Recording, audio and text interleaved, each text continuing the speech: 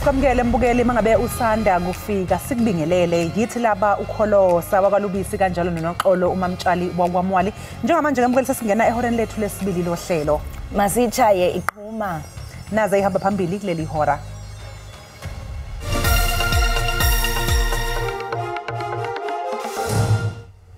Umengameli uCyril Ramaphosa ufuna izimpendulo ezigcwele malungana nesigameko sokuvuza kwegesi esidlule nomphefumulo wabantu abayi-17 eBoksburg eMpumalanga yeGoli. Umongameli uCyril Ramaphosa uthi uMzantsi Afrika uzakuxhasa iDemocratic Republic yaseCongo nanjengoko icebo ukubuyisa uxolo kwimpuma yaseDRC.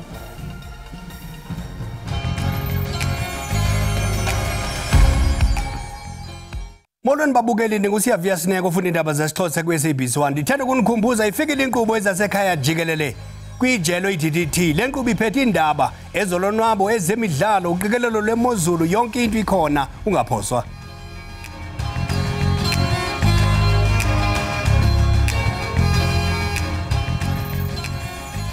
Umengameli uCyril Ramaphosa uthi kufanele kwenziwe uphenyo olunqala malungana nokushona kwabantu abayi-17 okhona kubo nezingane ezintathu emjondolo iAngelo engaseBoksburg ekuruleni kanti ke abayi-11 bangeniswe esibhedlela. Mbukeli okuholele ekutheni laba bantu baphangalale ukuvuza kwegesi emayini ekude buduze nalendawo.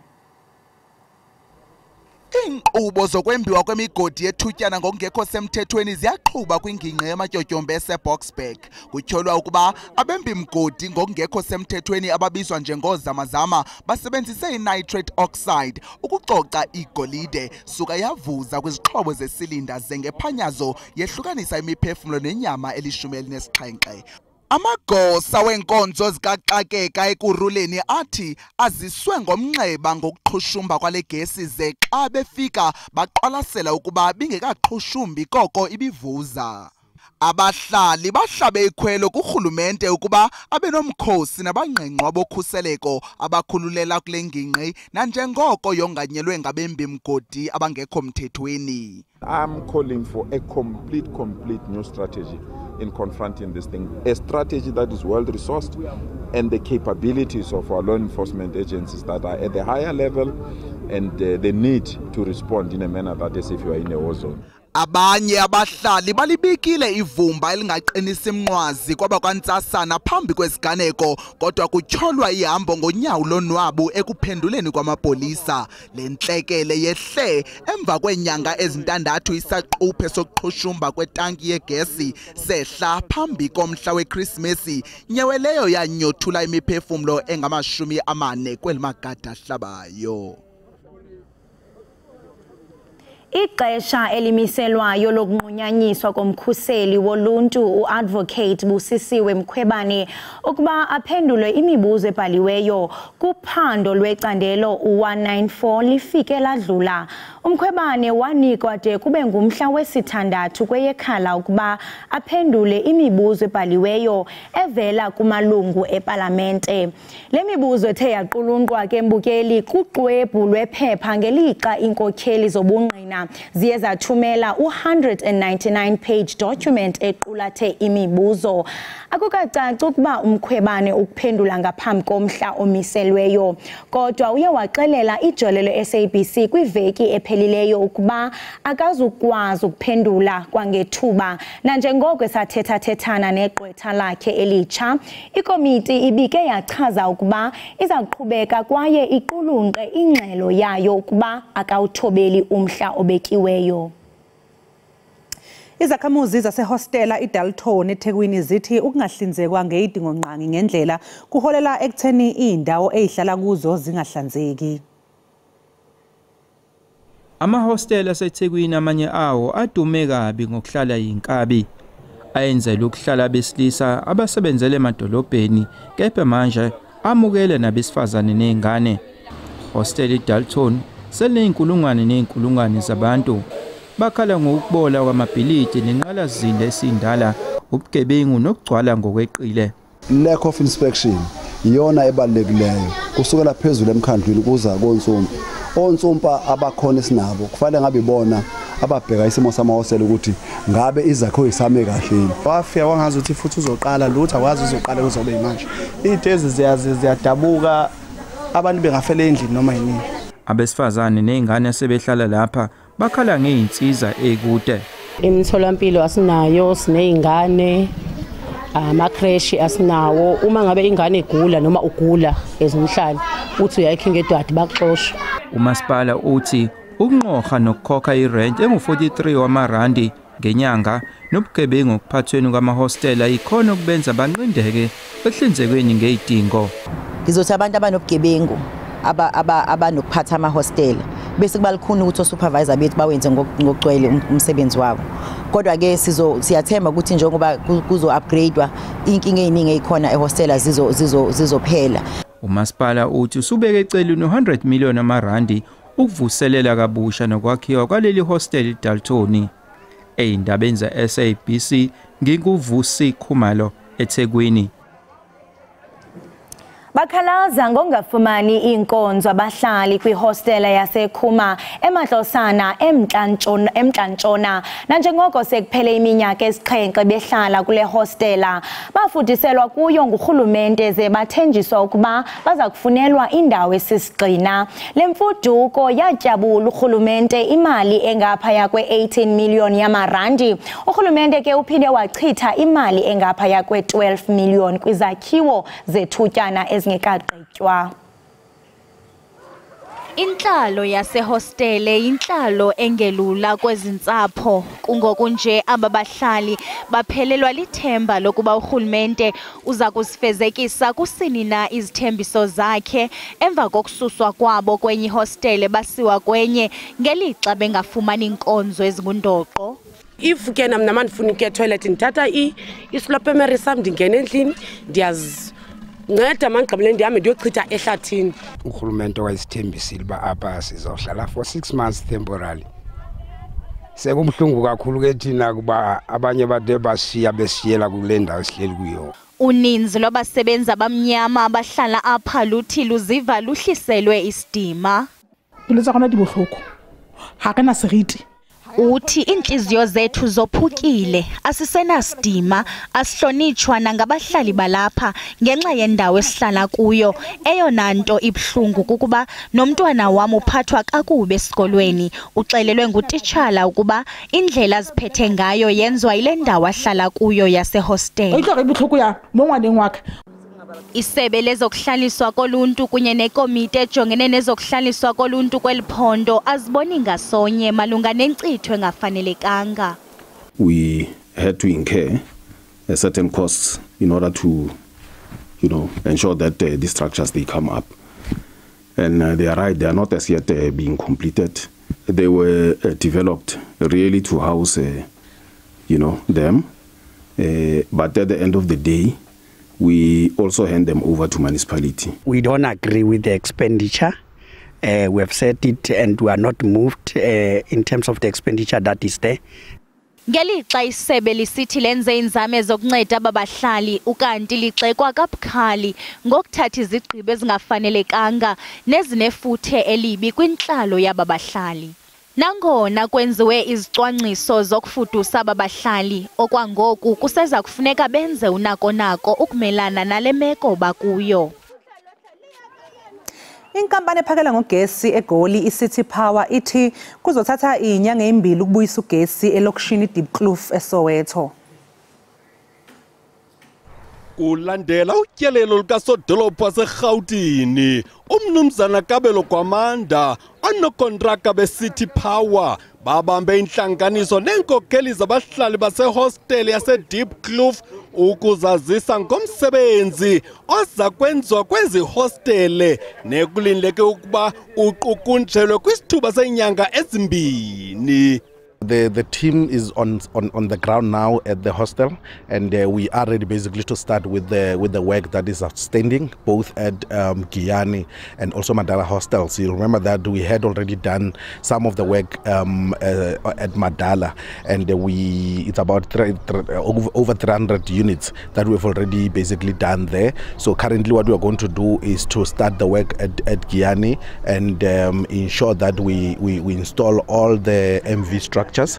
Ngabahlali bezihostel abangamashumi amabini ubuncinane abafumene izingqungqo kulomsebenzi wokulungisa umbane. Nyathelo elo zilamkele ngazo zozibini inkokheli zabahlali. Ngibizwa ukuthi iviki ngeke lize liphele bengafikanga la kuzoqala ukusebenza nabo. So ke ngathi nje lokho kwamanje engisacoshile City Power authority contract. Umnumzana Khoza ukwathe baza kulinda namanye amaqumrhu orhulumento njengoJoe Backwater nawo asondela aqalise umsebenzi. Umongameli uCyril Ramaphosa uthi uMzantsi Afrika uza kuxhasa iDemocratic Republic of Congo nanjengoko icebo ukubuyisa uxolo kwimpuma yase-DRC. OkaRamaphosa xa kungoku use-DRC nalapho ethe wangusekela sihlalo kwikomishoni yeseshoni ye-12 ye-SADRC kunye nomongameli uFelix Tshisekedi. uMzantsi Afrika ukuzawuthi kangoku uphala phambili njengomthombo wokuqala wotyalo mali olungqale ngqo kwelaseCongo. Ukanti umongameli uCyril Ramaphosa uphelekwe ngabaphathiswa baliqela abakwicabinet yakhe nanjengoko lamazwe mabini akwaceba ukwandisa nokufunqula urhwebo kwaye baqinisekise ukuba izigqibo ezithatyathwayo ziyafezekiswa. Namhlanje ke mbukeli sicele ukuba uphawule mayelana nezimayini engasetshenziswa okugcina phela sekubeka impilo yomphakathi engcupheni ubeke usuphawula kanje. Kamuzu ukubika lezi gameko inkinga enkulu laba bantu abemba ezimayini sebeyasebenzisana kakhulu namaphoyisa. Isikhathi esiningi bayawagwazela amaphoyisa uyahamba uyobabika lapha uhlaselo ebusuku lapha ngihlaselo lapha ebusuku nibulawe. So abantu sebeyasaba. Amaphoyisa enza umsebenzi wabo mabehluleka akufaka amasosha kube yiwona anqanda lento. Amaphoyisa sehlulekile bakithi ahlulekile amaphoyisa incaca. Angena amasosha manje sekuyokuphela azosiza. Msakazi imbi kakhulu imbi lento yenzakele kakhulu futhi ngoba sesikhathele kulokhu siyasho ugovernment ngathi asina government obere abekho abaholi zigcwele zonke lezi indawo ekuruleni nje ziya operate ama-mine angekho semthethweni ingakho abantu beshona ngoba maningi abantu bazigubhela nje yonke indawo ugovernment akenze something please amaphoyisa mayenza umsebenzi wawo. Kahle hle kulento eyenzeka lapha kulento ezimayini kufanele sisole kakhulu uhulumeni ngazothi uhulumeni wethu uhudula inyawo ekuthenini asukumele le ndaba yabantu bangaphandle ngoba mostly abantu bakoLesotho labana abenza le yanto yokumba imayini ngokomthetho and uhulumeni akenzi lutho ngalokho akugcini ke kuphela ukuthi kufa abantu nomnotho uyalimala somehow uma benza kanje. Kubhlungu okwenzeke endaweni yaseBoksburg ngifuna ukuvumelana nomnumzana uBabuzwe Nzimavavi othe usola uhulumeni ophethe ngalento eyenzeke lapha ya ngoba abantu baze baba amazamazama nje ngoba imisebenzi ayikho eSouth Africa bakithi sithi emndenini nje yonke baningi laba bantu bakwethu sithi dudu imphephise nje ingane zakwethu.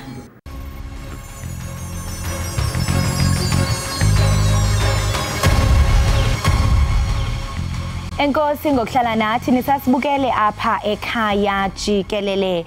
Ukitso nobuhlali ihlame basungule itorho labo ogama lingukitso nelikushishini lalapha ekhaya.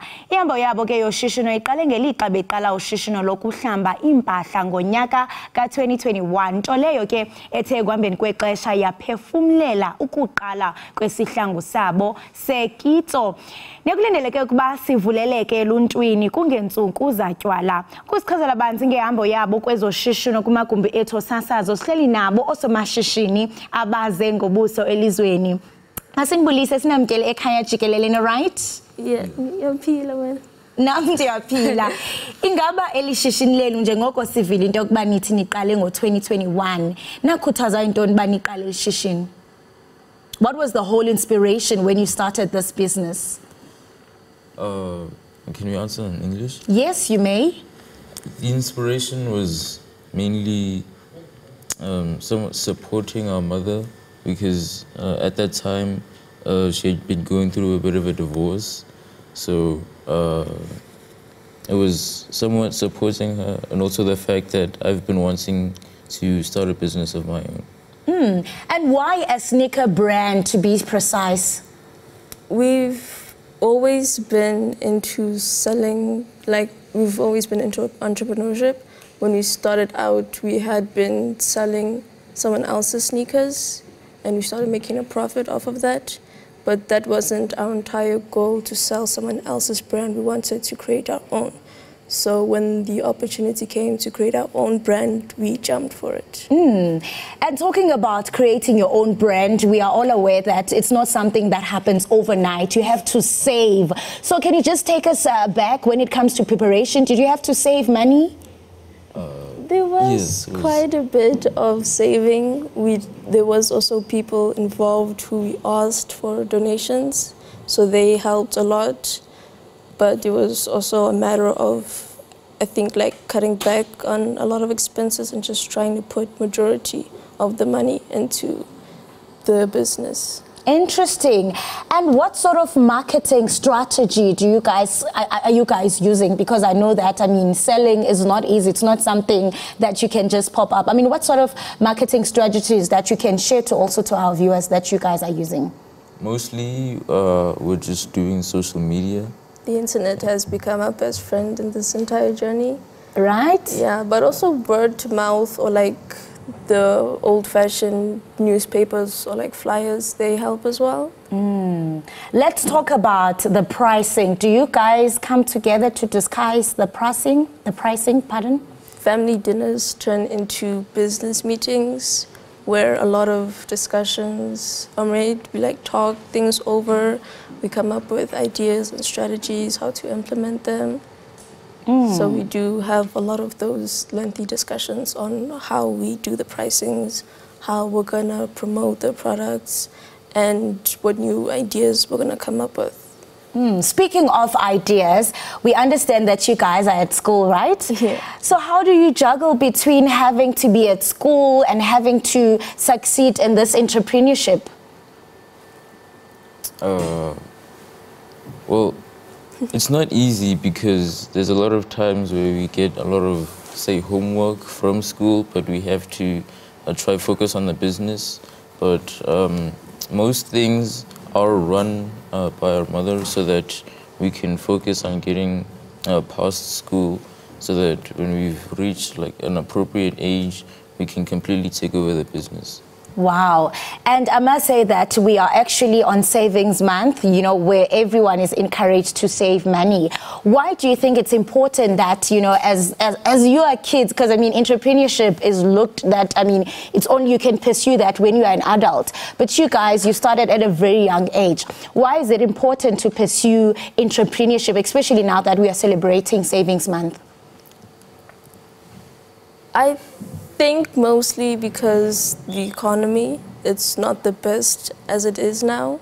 So there is lacking in jobs. So like not a lot of people have jobs. You aren't able to just easily create jobs. So if you're going into entrepreneurship, it is a good idea, because not only are you making money for yourself, but you're able to give back to the economy and hopefully create jobs for other people as well. Wow, creating jobs for other people. Yes, you want to add? We've been able to do by starting the laundry business. We've been able to open up a few jobs for people. Wow. And I mean, where do you see yourself? What are your future projects? I mean, do you only want to sell sneakers, or, I mean, grow your Kitso brand? Where do you see yourself in the next coming years? I'll probably be in university because I want to become a doctor. But Kitso is definitely going to be taking charge of the entire thing. Yeah. Taking charge. Are you ready, Kitso? I'm preparing myself.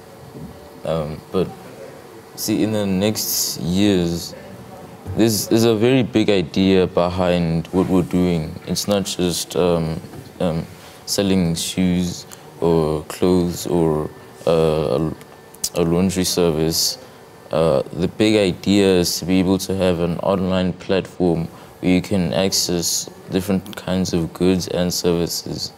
Yeah.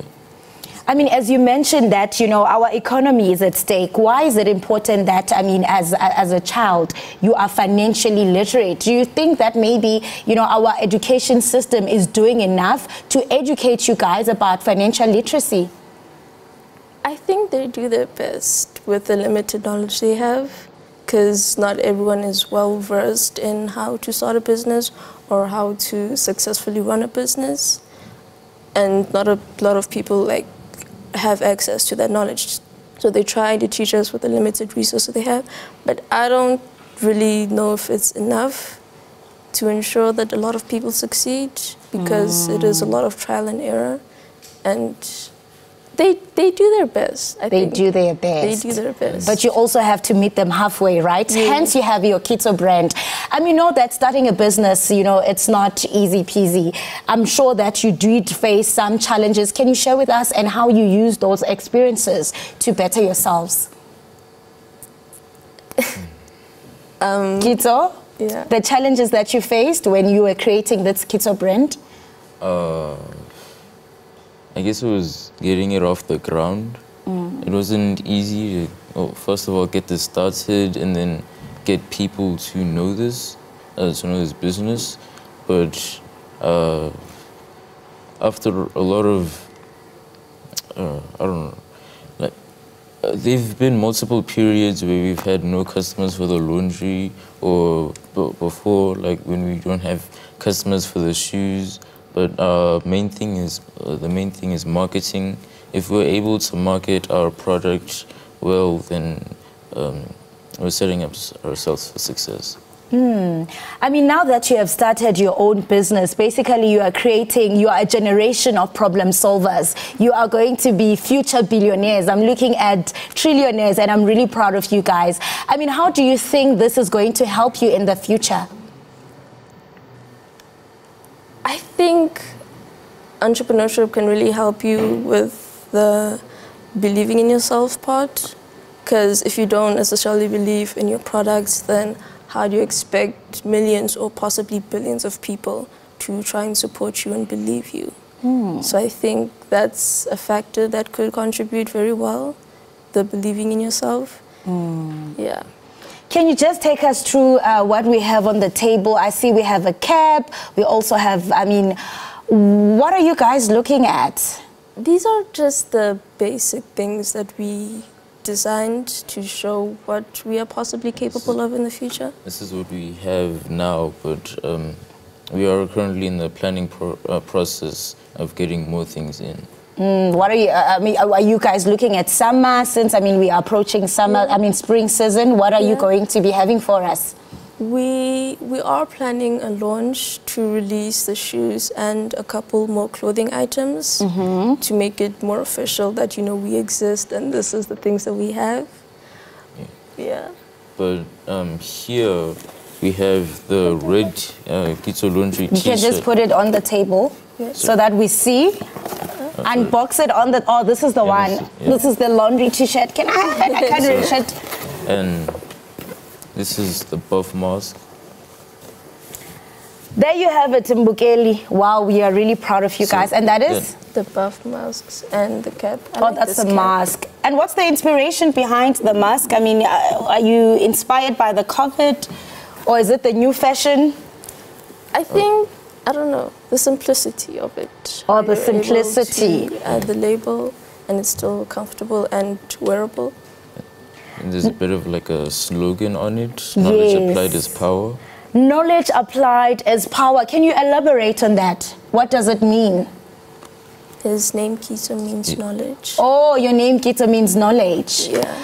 So, I mean, I'm sure you guys are proud of yourself. I mean, you wake up each and every day, like right now you are wearing your own brand. I'm sure even, I mean, your peers, they really are proud of you guys. I mean, what message would you like to convey to your peers who are watching us this on this day to say, you know what, you can also start your own business, no matter how small it is, you can end up as you guys are? Words of wisdom to your peers? One of the fundamentals of life is simply trying and doing, because you can't get any results if you don't put yourself out there and are willing to do the things you need to do. And what do you say to your peers? It's more of the old-fashioned way, but like the quote has been around for long, but it is good. It's like just believe in yourself. Believing in yourself is the first secret to success. And surrounding yourself with people that believe in you as well. Because if you have a good support circle and you believe in yourself as well, there's nothing in this world that you can't do. You become unstoppable, just like you guys. Yeah. Thank you so much for joining us. We wish you the very best in your journey. We are looking at you guys. You are the future billionaires. All the best in your work. Thank you for having us. Right, mbukeli wami sincokola nakwalo kabantwana abaseze ngobuso elizweni besenza ke izinto ezinhle kakhulu kwaye si ekhaya jikelele siyazinca ngabo. Umbuzo ke omileyo kukuba wena uzoyithola njani uhleli ekoneni. Ngoku ke masithi qhwi siye evenkileni kodwa ke mbukeli ikhona into engathi ke sikuphathele yona. Kanti ke xa sihlabela mgama ngovimba wethu likhe lifike ixesha apho uqonda ukuba ubawela ukuphuma uye kwindawo ekude uyopholisa ingqondo. Zininzi ke indawo ezintle apha kwelinye ilizwe lethu, nantsi enye yazo. Siphinde sikwamukele mbukeli ekhaya jikelele, sibonga kakhulu ukuthi usahlezi nathi lapha ekhaya. Njengamanje ke mbukeli amaqembu amatasa alungiselela isizini ezayo, kanti amanye awahleli phela amatasa atheza abadlali abanohlonze ukuthi isizini entsha ithi bafice ke sebemi ngomumo. Ukuthola banzi ke ngalokhu sixoxisana noThando Gqamane, intatheli ezemidlalo ke estation esingaphansi kwe-SABC umhlobo wenene. Thando, sikubingelele, sikwamukele ohlelweni. Hi Maxoli, manibulise kuwe nibulise nakubabukeli jikelele. Alright, ugrand, yonke into right. Siyaphila Maxoli man, ngaphandle nje kwe last kicks of a dying horse the winter. Hayi siyaphila eCape Town. Ni right mina? Hayi si right thina sishushuke apha e-studio kodwa ngaphandle hayi cha uqinisile kuyabanda okwangempela. Thando, asingene kuzo ke indaba zezemidlalo, ibhola lezinyawo. Ake siqale nje ngeKaizer Chiefs. Ngizwa kuthiwa inabadlali abasha ebathengile, akusixoxele ngabo. Yeah, wena Maxoli kuthi ungenikile into kokungana nokho Kaizer Chiefs ke yenze ngcono kuleni season. Siqala nje kwa coaching staff kuyo. Basuse uAtazwane bambuyisela umva kwindawo yakhe ye-assistant coach eqhelekileyo uMulife Ntseki no the technical advisor.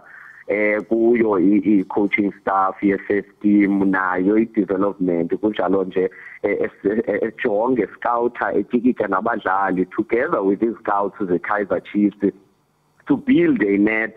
Bayenzile ke lonto ngoku bayakhile lo net leyo kulindeleke uMulife Ntseki former Bafana and Safa Juniors coach iqhuzula imikhala pha kwi-Kaizer Chiefs, but that's not the only change okanye basingatsho abadlali abakhe babe bayangena. You know, Opule Modi have recently signed from Golden Arrows to come and join the Kaizer Chiefs, and they are still negotiating with a number of players. Today, Kaizer Chiefs, I mean the likes of Thulani Ferrero are still rumored in the Gokbana Bios join Itela Layo, Kaizer Chiefs, but Kaizer Chiefs have made some good signings so far this season.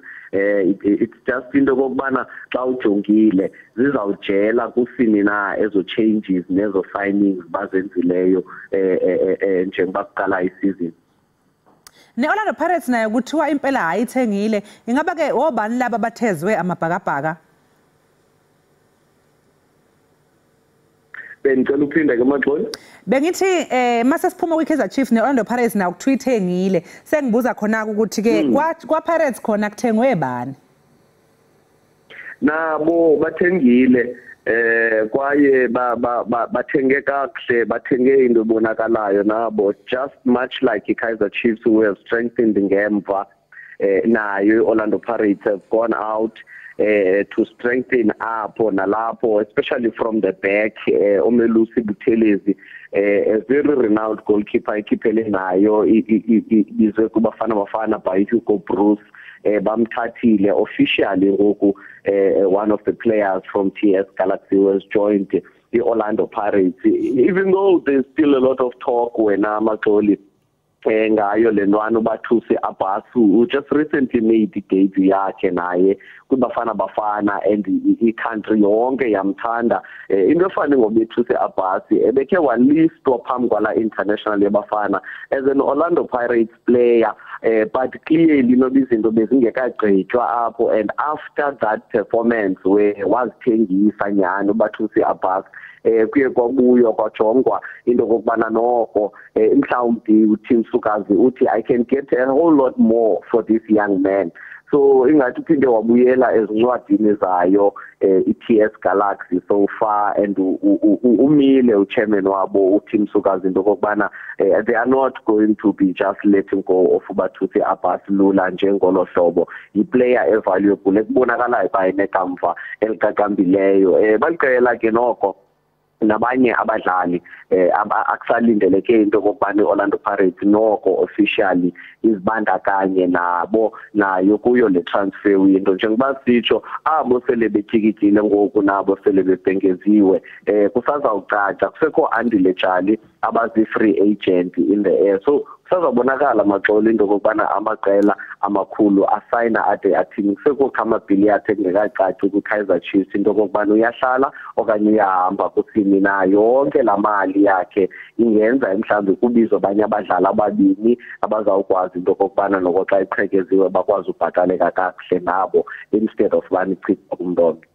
Hawu Wethando wakhuluma indaba kaAndile Jali, mina ngeke ngezwe kodwa ngathi kuthiwa weyamaniswa neChiefs, ngabe kuyiqiniso lokho?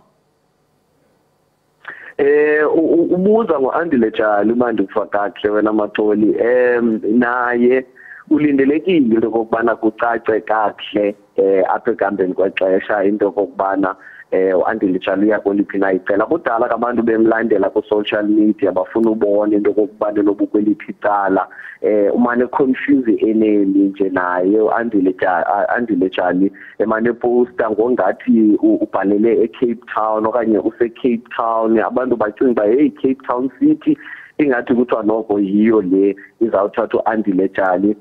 Athi indavakale ngathi noko necela leKaizer Chiefs liyamfuna uAndile Jali. Singayilibalanga naye kwi-Orlando Pirates kuba waqala kuyo ukudlala uAndile Jali, mhlawumbi angayokuthulela umwazi kuyo, and ngoku bazabe bedlala iCAF Champions League as well iOrlando Pirates. So it still remains ubana makubone kakuhle wena Maxoli into kokubana udathathe siphi na isigqibo yena uAndile Jali, but ke i-agent yakhe noko sibeke indlebe nayo ichilo into kokubana bazawubhengeza kungekudala kuba funeka aye kwi-pre-season training, and amaqela amakhulu if they are not overseas they have already started their pre-season training.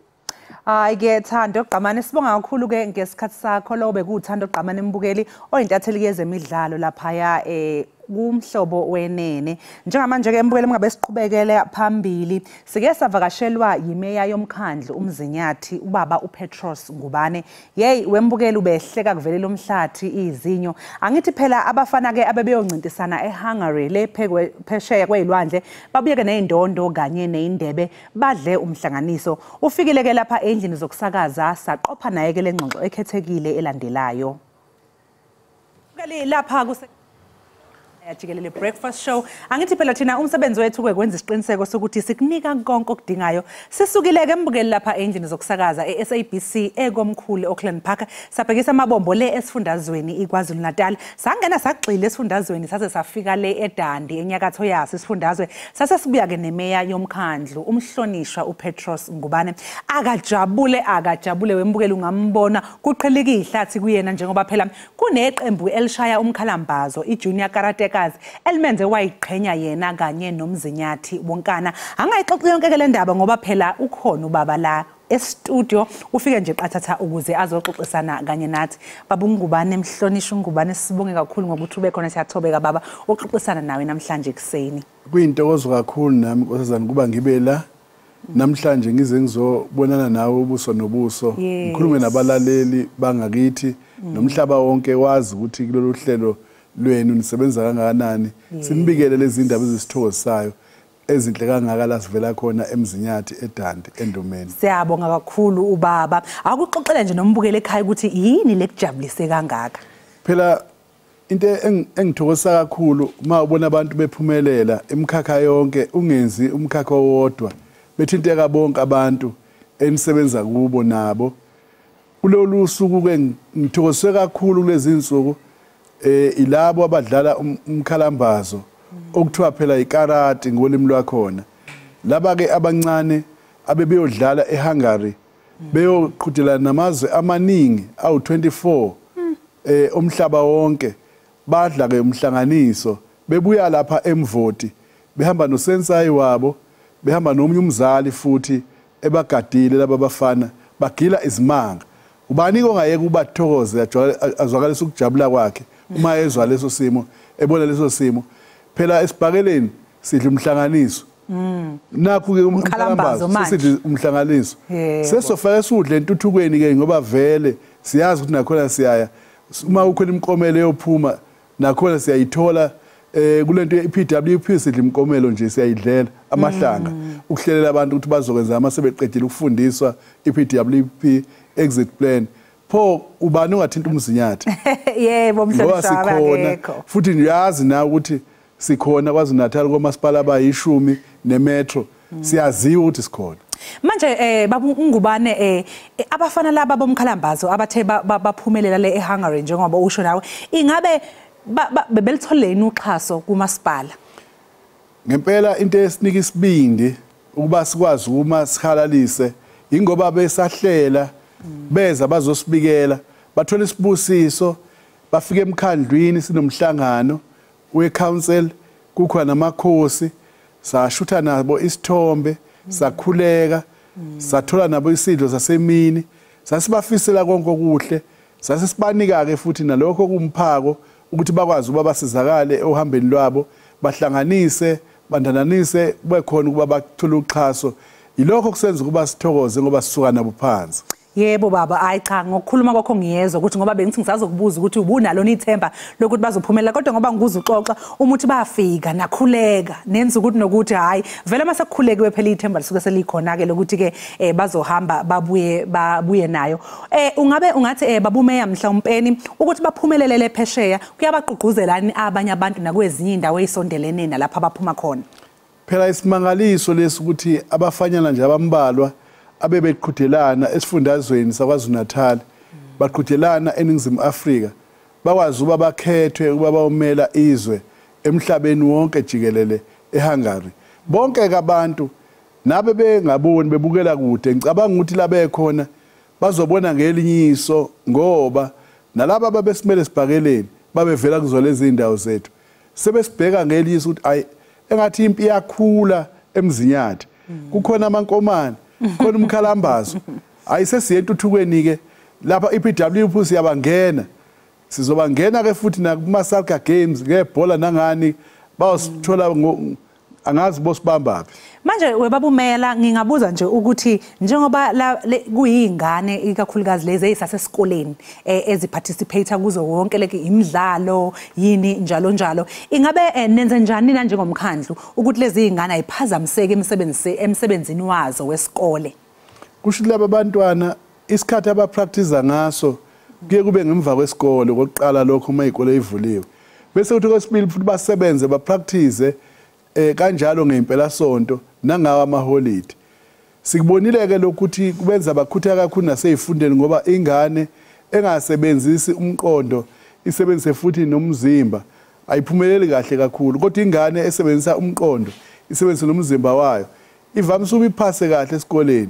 Uma ingane ingabuyela lapho zonke lezo ingane engaphumelela kahle uma usubabona nje beyikhulumela uyobezwa na ukuthi akuzona izingane ezithathwe nje lezi zivulile emqondweni noma ikhuluma nje uzubangala ukuthi awu ivela kithi lengane ekhuluma kanje eqwaqwada isilungu kangaka nekwazi ukuba ipresent eyikhulumele nakho le Hungary bengibalandela ngibona ngendlela eyikhuluma ngayo ingane ngithi awu lezi ingane impela uma iNingizimu Afrika imelwe abantu abangaka ikwazi Natal imelwe abantu abangaka umzinyathi umvoti awu ngathiwane emhlabeni. Awu baba umeya muhle kakhulu kumsebenzi siyathokoza ukuza ukuthi izingane intsha yasemkhandlweni wasemzinyathi iyakuthola ukwesekwa umkhandlu uma ngabe yenza izinto ezinkulu ezenza umkhandlu ukuthi ke uyiqhenye ngazo ke lezo ngane. Manje baba mangabuza nje ukuthi mhlawumbe kulezo ikole noma kuleyo ntsha nayo elifisa ithuba lokuthi nami yazi kukhona okuhle engikwenzayo ungakithi endaweni yangakithi kodwa bengingazi ukuthi konke ngifika kanjani emkhandlweni nginqonqoza kanjani eminyango kababumeya ukuthi inkosi yami nami ngilapha ngidinga usizo olukanje ngoba siyazi ukuthi iminyango kababumeya ihlezi ivulekile. Phela sithunyiwe ngeke ngikhohle ukuthi nje basifakwe la sifakwa abasifakile abaholi bethu namaqembu ethu epolitiki. Elami iqembu la ngitshela ukuthi ngisisebenzi angisiyena nje iboss noma umuntu omkhulu. Silalela umuntu ngamunye, silalela abantu ngeinhlangano. Kuningi esikhuluma ngoba sikhuluma nawe nje sifisa ukuba sibuyele sesikhulumile nabanye benhlangano yothisha engeke ngiyiphawulela sifuna ukuba sibuyele ngempela kuba khona umqhudelwano womculo umqhudelwano futhi wama scout babuyiselwe abafundi nama girl guides nama drum major zonke lezi zinto sifuna ukuyiqala lapha emzinyathi sesikhulumile nalowo owayekade ehola ama scout sakhuluma nalowo omunye ohola futhi inhlangano yothisha inathu sathi cha ngoba nimisela ukuthi singasebenzisana nani nabaye ngeke sibachithe abafisa ukuveza ukuthi empela siyasebenzisana nishona nothisha nabahloli emzinyathi siyapha ukudla izikole lezi zasebusika laba bafunda kusuke bangenelesha umnanye grade 11 grade 12 bafunda akukho esingakwenza emzinyathi kuba silekelele sisize lokho esingabamba khona iqhaza ngoba siyimisela ukuthi sithuthuke ngoba umzinyathi uyathuthuka ngakho ke bonke abantu sivule izandla bengeza bangaya ekhanseleni langakubo umuntu uma ebona kulula angaya futhi noma esenkosini yangakubo uma evelele angaya futhi nami ngibhalela futhi beze office lami mathupha ngivula izandla njengoba ngisho ukuthi ngisisebenzi akazange ngifundiswe nje ukuthi ngimkhulu njengoba ngibona nje nginje ngitenge lutho omkhulu lo osungula iqembu lami ongenza ukuba ngibe la. Yebo baba hayi siyabonga kakhulu ngomsebenzi omuhle enwenzayo.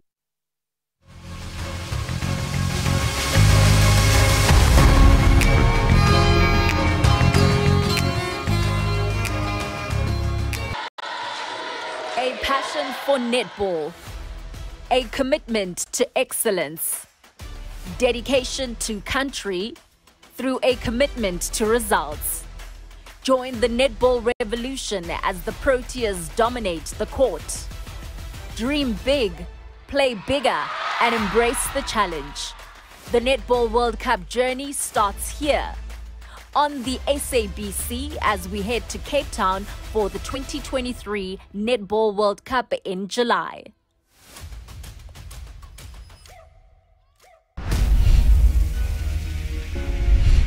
Ordinary stories of South Africans who have defied the odds and are wearing their scars like pearls. Is everything Stories Untold?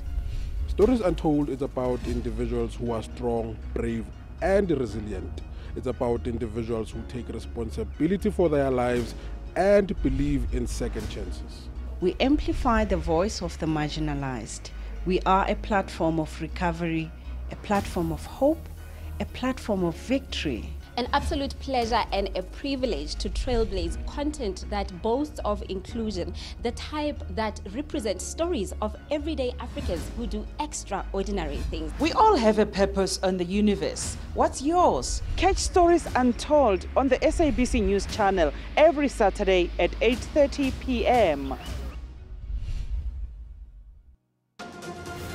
According to a report by Gun Free South Africa, gun violence is the leading cause of murder in South Africa.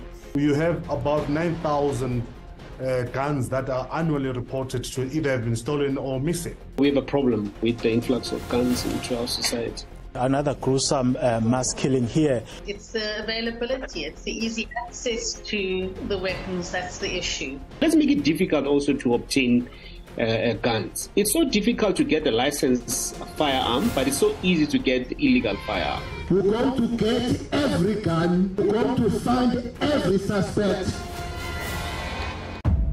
Izindaba ezimnandi uhlelo lwe-SABC olungunqa phambili nolusakaza ngolimi lwesiZulu iAsikhulume Let's Talk lubuyile komabonakude benu babukeli. Baba, wena ungafisa ukuthi uhlelo lwe-Asikhulume lukhulume ngani? Indaba lo-shading iyaphazamisa. Bawuhamba ugesi bayangibamba. Kodwa kagesi ayikulimaza kakhulu amabhizinisi awasasebenzi. Ungabona imotweni kanjani seshayisene ngendaba njalo amaphotos asemgwaqeni. Amaphoyisa phela sathi iconco. Manje iconco uzoshona. Nathi asikhona ukusebenza. Amathuba omsebenzi siyiyouth sayidinga imisebenzi. Ayehlise ama-price ekudla aze abanye abantu abasebenzi baphila ngemali edrani. Sisakhulunywe ngale yokuphumeza kwabantu besifazane nengane encane. Simzwile, sanlalela. Asihlangane njalo ngolwesibili ku-SABC 1 ne-DTT. Asikhulume. Let's talk.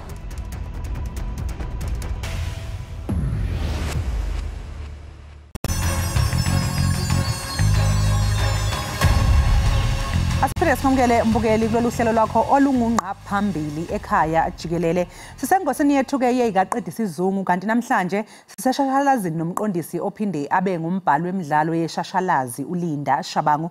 Leli bhungu-ke mbukeli lihlanganise usiba nephepha lajula ngomqondo nangomoya laze-ke lembuleleka ngodaba olusihloko sithi Black Stone Cry.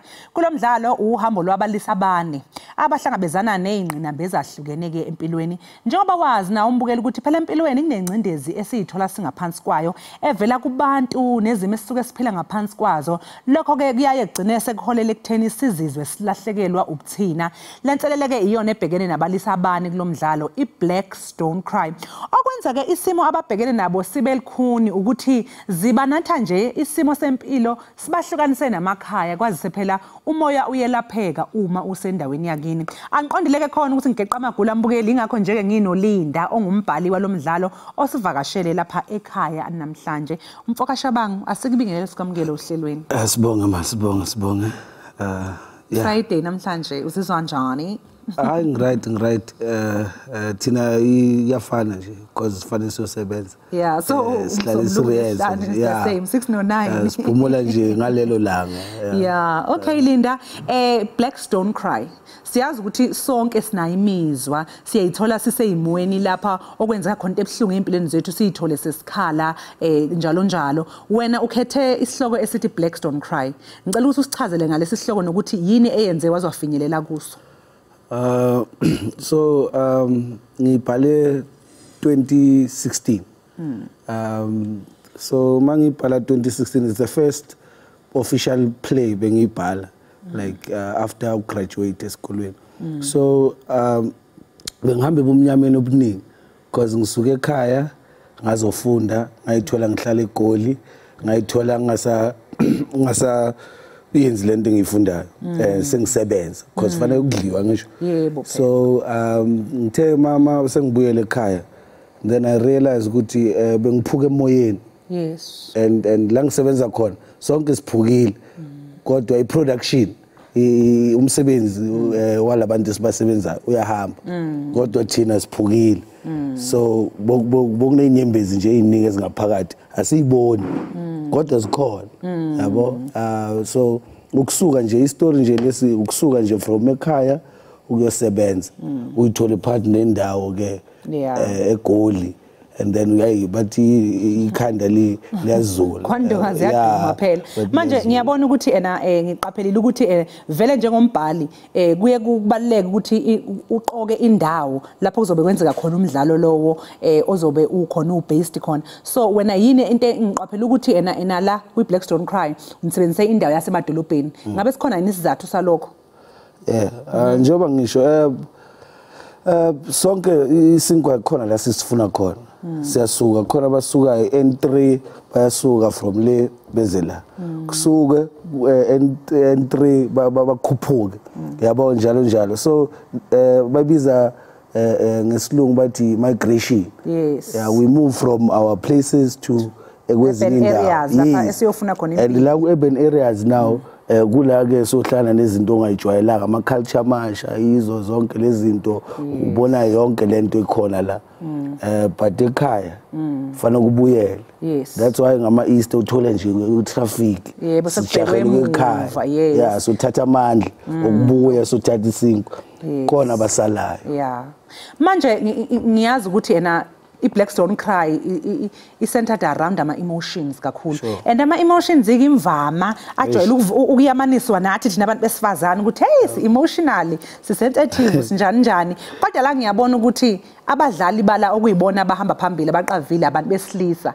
and so ukwenze ngamabomu lokho kuyamanisa umuntu wesilisa nama-emotions nokuthi bekuyini inhloso yalokho cha lutho so ubaba uyaphuma ayofuna isinkwa umama uyasala yabo endlini akade umuzi right so the story it's about my emotion that ubaba goes through in the journey of ukuthola leso sinkwa ukuthi abuye naso yabo it's more influenced by this because umama fanele ngumthumela ngisho ngeke umani market ngithumela so la ngibengishare nje ukuthi what men go through that we don't even say endlini because fanele sibe nale facade ukuthi hayi ngubaba ukuthi umuntu wesilisa umuntu esifazane imizwa and kubalekile ukukhombisa imizwa yakho ukuze nawe uphole ngaphakathi uyazi izolo sike savakashelwa ubaba James Ngcobo oy director lapha eJoburg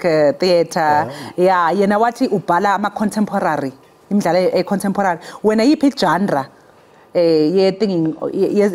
yemidlalo obhala ngayo so mina ubaba uJames mdala kimi mina ngisayikhulela so ngisayithola nami so nginokuyithola kule ikhathi eziningi at the same time past present future ngifuna ukuyibona njani as ne title lisho Black Stone Cry from dala bokukhala mangithi ngiyalandelela namanje ukusakhala so nginokuncane manje sengibona ifuture ngithi na uzokhala na yabo uzothi makayibuka iplay yami in 20 years time athi baba washo as nami sakhala so it's also ukubona nje ukuthi I change emuntwini omnyama ikhona noma yikho yeah so iplay ke le Black Stone Cry sesiphetha nje umuntu mhlawumbe ufuna ukuyibuka bayayithakasela singaxhumana kanjani itholakala kanjani ukuthi ukwazi umuntu usayibona so besidlala eJoburg Theatre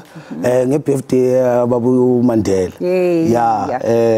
nge-18 until nge-22 and then kulezi zinto lezi zama socials I think yonke into ikhona mawungangena nje kule www.joburg theatre ikhona neposter lapha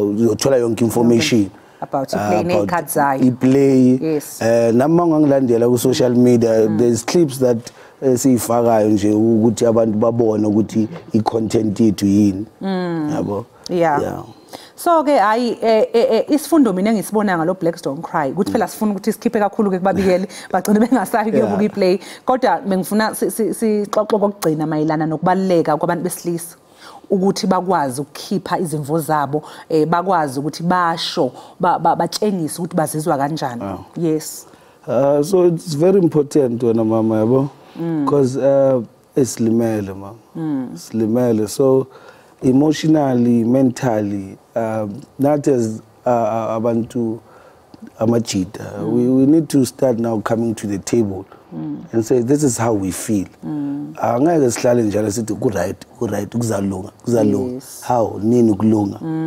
yeah so umboniso lo ngeke uke waboniswa eRed Hill Festival eAlex Youth Festival naseyindaweni enjengalezo abantu bebewuthakasela sengifuna ukuheha laba usafuneke beze phela le 18 yabona thingakhuluma kakhulu kodwa uBlack Stone Cry akusisho eqalayo manje ina 5 nje yes idlalela iyakhula njalo so umuntu oyibone maybe 2016 nalezo ibona manje akusafani masihamba nje seJoburg discover okunye masiya eloneni thingithi Red Hill discover okunye then siyabuya sopheka yabo nabo mama nje nayenza uhlala nebheni uhlala nani uyabuya uthi so nayo it's that and one thing nami ngiyadlala kuyo ngibhalile kodwa ngiyadlala nami kuyo hayi cha shuthi sesolinda ki-18 sizokwazi ukuthi ke sibukele sibonge kakhulu ke Linda ngesikhathi sakho sikufisele nje konke okumhlophe ukuya phambili